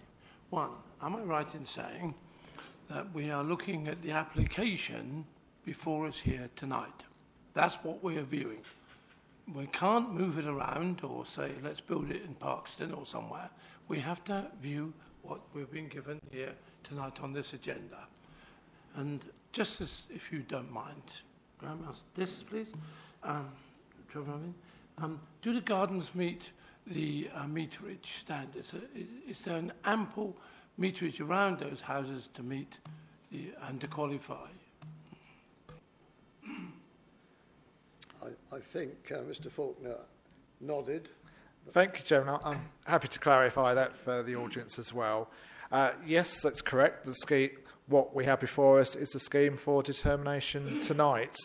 On top of that, I would actually add, I'd refer back to the outline consent. There was a parameters plan that was approved, and clearly that quite clearly demarcated that this was the area set aside for that particular use for built developments. Obviously, to actually then push it back into the green space beyond that goes beyond what was agreed at the outline stage. But yes, it's a scheme before us tonight that's being determined. And in terms of garden sizes, again, I confirm that it's fully compliant. Yes, there is some irregularities in shapes, but that's not necessarily uncommon, and I don't think that's necessarily a bad thing. It actually adds a little bit more interest to the scheme to have some curvature and changes in shape rather than a regular rectangle or square on all occasions. Thank you, Chairman. Yes, come the other thing is in the way of maybe a statement, plus if I can direct this more to the monitoring officer. We are aware, I mean, I remember at the beginning of the meeting you made it abundantly clear that this is a recorded meeting. And therefore, eventually you record it for a purpose, which obviously means it's going to go into the public domain. Am I correct? Yep. Right. Now, my past is not relevant to this, but as a matter of interest, my wife and myself fostered in exactly the same manner for over 20 years, at all levels and all stages. It concerns me. I relate. I know exactly what people are going through and what they feel within that system. But I would have been very reticent to make such a public declaration, I think, Chair. I think maybe emphasis should be stronger in the future that where this can go. Because anybody can listen to what has been said here tonight, even in Hong Kong. Yeah, I think I would advise you to come off that particular tack, because every time we bring it up, it brings further attention to the fact. But I don't know whether the solicitor has got anything to add.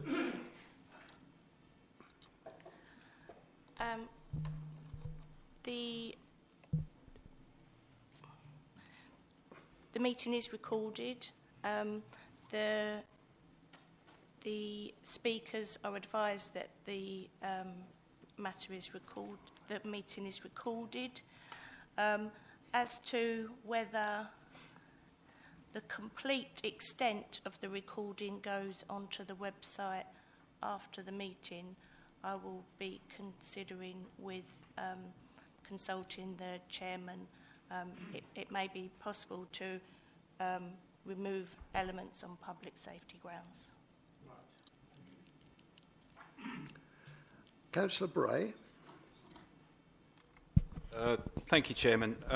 First off, I'm reluctant to take issue with Councillor Clifton because he's bigger than me. But I'm just looking at the car parking element that he draw our attention to, and the distance from front doors to parking. So I've just taken the trouble of drawing little arrows all over this picture here. And I think the only one where I accept what he's saying is actually plot 10, which does seem to have a bit of an issue. The others all seem to be relatively close and arguably right next to or in front of the front doors. So the parking issue I'm not seeing a big problem with.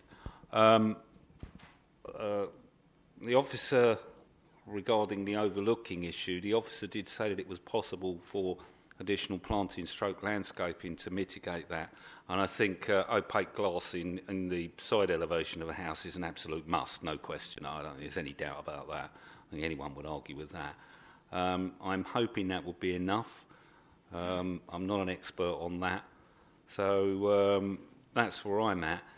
Can we condition that in, opaque glass there? Can we do that? And can we condition in, is it possible to condition in sufficient landscaping stroke screening to reduce the impact as much as is humanly possible? Can we do that? Thank you, Chairman. No issues with either. Clearly, we can put a condition on that there's obscure glaze into the side elevation of plot 1. And as I said, given the applicant, in terms of the blue land that goes beyond the application site, is in their control, there is the ability to seek, as far as possible, additional planting along that northern boundary of the site. So we can put a condition, an appropriately worded condition to cover that particular aspect as well. Thank you, Chairman. Further speakers? Yes, Councillor. Thank you. The neighbour that spoke, Mr Brown, I think, mentioned a green gap on a previous application. I wonder if the officer could just clarify the meaning of the green gap, and if there is such a proposal as a green gap, then could you confirm that that would also be sort of covered by the community hub or medical centre that would have been built there? Thank you. Thank you, Chairman. And you raised a point I was actually going to respond to. Going back to the appeal decision for the outline scheme, the inspector did actually refer to those particular aspects in the decision letter, and I'll just refer to some sections within that decision letter which refers to the gap. One sentence in paragraph 15 says, from Halstead Road, some dwellings and proposed care home or healthcare would be seen together with the access road and the new car park intended for parents of pupils at Kirby Primary Academy. But the additional infill to existing ribbon development on one side of the road would amount to only about 64 metres and would not compromise the minimum gap. He then goes on at paragraph 13 to say there would be a noticeable deterioration in perception of the existing gap where infill would occur between Willow Farm and the ribbon development on the eastern side of Halstead Road. But this would not reduce the minimum gap to Kirby Lasoken. Overall, I conclude that the site would be a natural extension of the built-up area of Kirby Cross and will occupy an area already surrounded by development on most of 3 sides. Thank you. I think I'm right. The first picture that you you brought on the scheme did actually show where the green gap is, doesn't it, as part of the other development.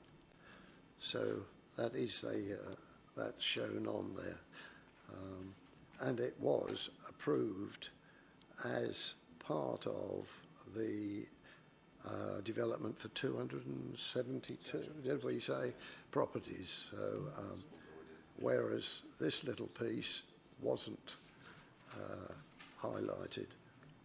Right, further questions? Yes, Councillor. Just on the car parking, actually, I'm a bit concerned if it's actually been allocated for the schools, that the developer is now putting up signs to stop that. So can we, is that another condition? Yeah? Okay. Can I come on that? What was the question, please? Oh, sorry. It's about the parking, that it should be there for the schools to access for drop-offs at school time and pick-ups, and the developer now has got signs up that's dissuading them from using that. So if there's something that could be done. Chairman, what we can do there is look at the planning conditions on the original permission for the car park and see whether they're being breached or not. So we'll ask the enforcement team to look into that tomorrow. Yeah. Further questions?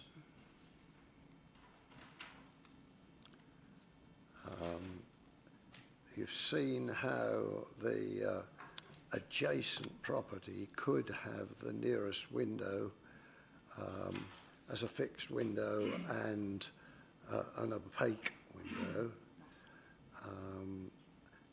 And also our policy that on back-to-back developments there should be at least a gap of 22 metres, I believe, is the standard.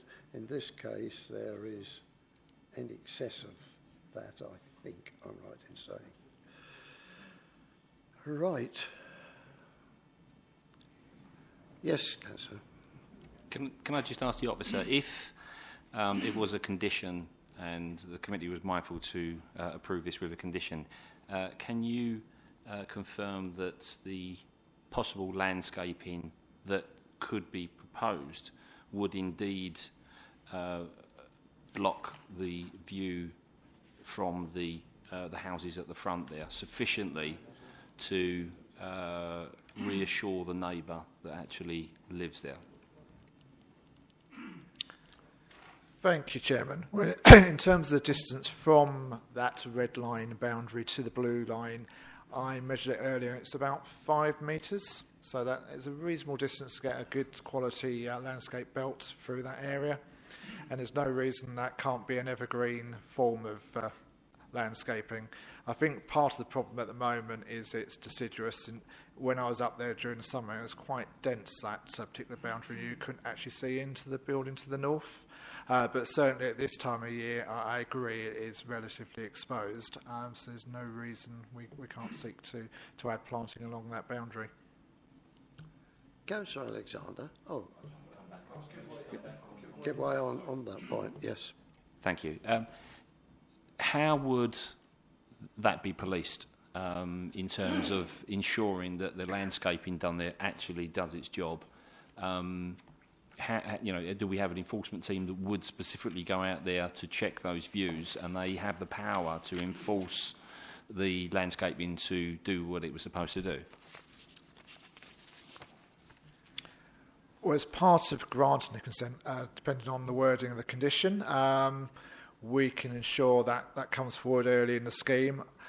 Clearly, ordinarily that would go in during the first planting season, and it would have to obviously develop over time. I don't think we can expect them to put necessarily a mature tree belt in from day one, because unfortunately from a landscape point of view, my experience, when that does happen, that can often fail. So you're often better to put a small to medium stock in to start with, which actually grows, but it can be obviously a deciduous, an evergreen form. I'm not necessarily thinking possibly a conifer would be the right, but there certainly are forms of hedges that can go in here that can grow and establish quite quickly along that boundary. I think the advantage here as well, looking at the orientation, that is on the northern boundary as well. So in terms of obviously loss of light to the new properties, that obviously won't be a major issue for them. Right. Yes, finally come back. Just on that point then, obviously it's going to take a period of time, but what's to stop a developer? I'm not saying that in this instance the developer would do it, but putting a small sapling or a very small plant which could take 10, 15 years for actually to grow a size that will actually cover it up. They've carried out the instructions to plant, but is there a way that we could put in the conditions that there is an acceptable period whereby it's actually screened? Thank you, Chairman. I believe the condition, the landscape condition as it is worded at the moment, where it does fail, there I believe, Graham, it's usually a 5-year period. But we can potentially, I'd obviously have to take advice from our landscape officers on that particular point, whether that can be reduced. The trouble is, obviously something can fail over time, it can become disease, so it may not be within the first year it may become evident in some instances as failure, and we can look to that, but it's generally a 5-year period that we have, and obviously if things fail within that period, they do have to be replaced. There is a 6-foot fence there at the present moment. I can see what you're getting at. It will be some time before whatever is planted will be overtopping that such that we could do. Yes, Councillor Alexander. I think I can solve the hedging for you straight away. The Mildenhall principle of hedging, which is considered by all colleges, Otley, Richard the lot, needs a 7-year growth before it can be used and bent into its ornate shapes. So 7 years would take you to a height of approximately 8 to 10 feet, and then the sapling at the top would be small and spindly, not with the prolific growth that would be at the bottom, and that is according to the food supply and also the lay of the land to which it feeds from. But that's not relevant to what I want to say. I'm looking at this. We can't move anything. We've got what we have. The application before me I accept, with the exception of those which will be looking over the established farmhouse into what has been moved into its full capacity and is working in the community to justify its presence. It does an excellent job, and these haven't even been built yet, and yet already those people in that farmhouse feel under threat from what's going to be built. Now, is there any way that we can do anything with these developers? And I hate doing this, even if we have to defer it, that we ask them to reconsider, because it is an invasion, and the first speaker was perfectly correct. And I'm concerned that if we approve this, I'm going to be living with this for the rest of my life, knowing that that could have a serious effect on what is an essential part of the social service system of this country. Oh, sorry, Chair. Yes, Councillor. Thank you. Sort of picking up on the Councillor Alexander's points he made there. Firstly, the 7 years, if it's 5 or 7 years, is an unacceptable period to have a screen put up if we've got somebody overlooking. And also picking up on the point from Councillor Alexander that could we, speak to the developer. I mean, one thing that could be done a lot sooner than 5 or 7 years is to actually, instead of having a 2-storey building there on those front there, is have a single-storey building at the front there, which I think would actually overcome the problems, may well satisfy the developer, and may well satisfy the neighbour as well. Maybe that is something that we could consider. And to the officer, is that something that we could go back to the developer on, please? Thank you. I would go along entirely with that. The building properties have not been built yet. Why not build a lower building? A bungalow I'd be perfectly happy to accept, because fencing would then remove that problem. I'm just going to ask the officers to comment at that point before we go any further. I think it's certainly at the gift if members want to defer it to seek further negotiation on this scheme. That clearly is a potential opportunity. One thing that may also be considered, I guess, just looking at the layout of these 4 dwellings here, whether they could actually be pushed further to the south and actually create a bigger gap along that northern edge, which would allow for more landscaping as well. But I obviously would reiterate clearly it is side on with a skewer glaze into that particular elevation. In terms of how we will consider an application in terms of juxtaposition between two dwellings is just fully comply. And just to reiterate, in terms of that dwelling at the back, we are talking about 50 metres to that swimming pool. But if members are minded to defer for further negotiation, I think there is scope within those first 4 units to look at that. Councillor Bray. Thank you, Chairman. Listen with interest. I think there is an argument here. This is a little unusual.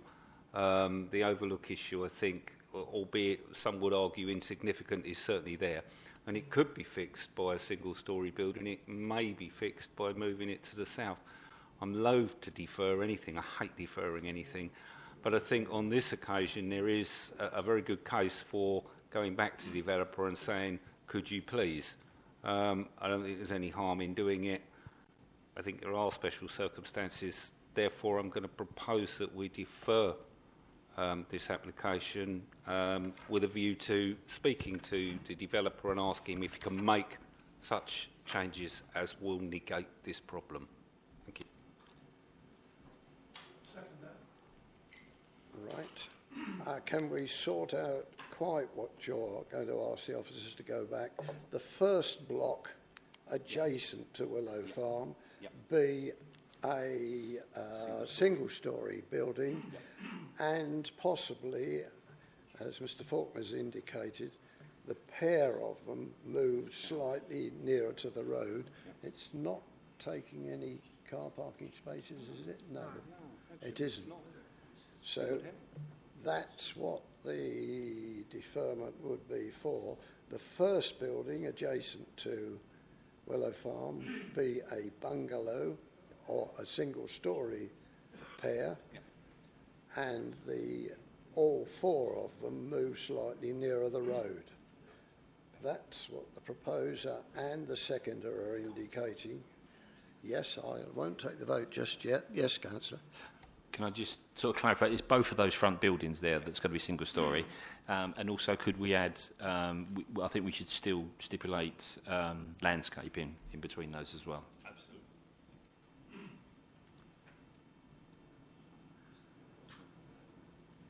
Like Councillor Bray, this has been deferred and deferred and deferred. I'm very loath to do it, but if something satisfactory could be arranged out of this one without too much alteration as far as the architects are concerned, then I'd be happy to accept it. Any comments from the officers? No. Right, then I have a proposal to defer this item, to go back to the applicants and say the first block adjacent to Willow Farm be a single-storey development, and the pair would actually be moved slightly nearer to the road. Now, if the footprint is such, when you're going from a pair of houses and you're going to try and make a bungalow development, they usually need slightly more floor area, but that will be part of the discussion, which you must understand could happen if we do it. Proposer, Jeff? Yeah, that's a reasonably good point. If you move them to single-storey, they might need a bigger footprint. Is there sufficient space in the rear gardens to achieve that and still keep the gardens within our required amount? Thank you, Chairman. That would be my main concern. The footprints of single-storey dwellings do tend to be more than what we have before us now. And I'm wondering whether the principal issue is really with plot 1 and 2 to the north and they should be made single-storey, and if we then push these 2 further to the south, which could then stay as 2-storey, I would have thought, given their position on the site, I can't really see we have the same issue with those if they're pushed in this location. So it's really that pair of semis there that we're looking to be single-storey, and those could be retained as two-storey. So I have a proposal now for deferment with you. I won't go over the argument yet again. Those in favour of deferment, please show. And if I stick my 2 penneth in, it will be unanimous again. Thank you very much. I think that brings us to the end of the agenda. So, safe journey home in the winds, and thank you, officers, for putting up